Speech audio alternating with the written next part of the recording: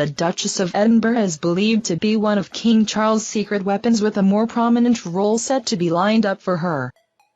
Sophie has been given important and impactful visits in recent years on behalf of the monarchy, but they have been gone under the radar due to publicity surrounding more high-profile members of the royal family. It is thought that she was particularly close to the late Queen Elizabeth II since joining the family in 1999 following her marriage to Prince Edward. And it is believed that her influence has grown over the years and has seen her make historic trips, including a 4-day secret visit to Iraq last month. Daily Mail's royal correspondent Richard Eden wrote in his Palace Confidential newsletter about the little coverage that she gained in her recent landmark visits. He wrote, "It was an important visit, but attracted very little media coverage, partly because the government didn't want to publicize it until after it had happened, for security reasons." When Sophie became the first royal to visit South Sudan in 2020 and the first to the Democratic Republic of the Congo last year, her trips received similarly little attention. The Duchess of Edinburgh made the trip to Iraq to raise awareness of one of her long-standing causes. Sophie spent 2 days in the capital Baghdad, where she continued her work championing the survivors of conflict-related sexual violence. While there, she heard about the challenges facing Iraqi women and girls, and the ongoing work to protect and promote their rights, Buckingham Palace announced.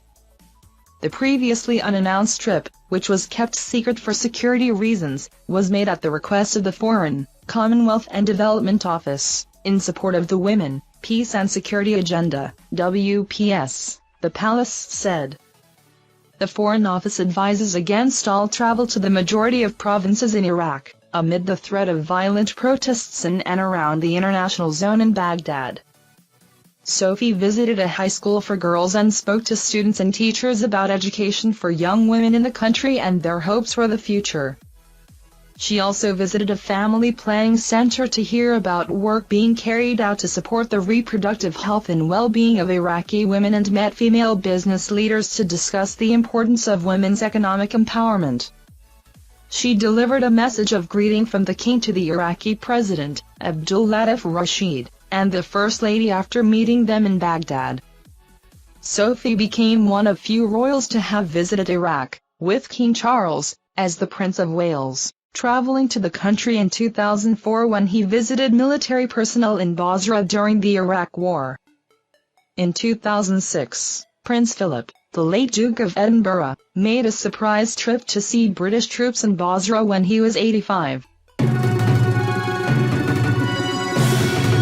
Thank you for watching our videos. Subscribe to our channel to get notifications when we post newest videos. Thank you and goodbye.